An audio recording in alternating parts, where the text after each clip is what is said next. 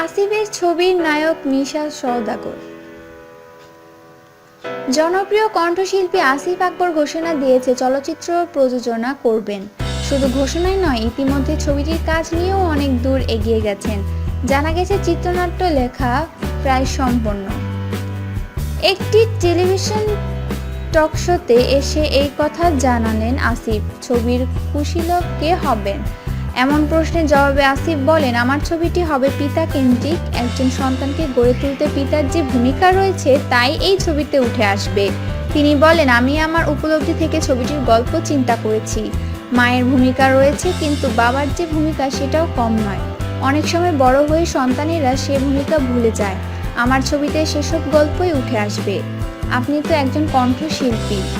প্রশ্ন করলে আসিফ বলেন, আমার শুরুটা ছিল চলচ্চিত্র দিয়ে, তাই চলচ্চিত্রের জন্য কাজ করার তাগিদ অনুভব করছি। ছবির নায়ককে এই প্রশ্নের জবাবে জনপ্রিয় এই কণ্ঠশিল্পী বললেন, নায়ক চূড়ান্ত মিশা সওদাগর।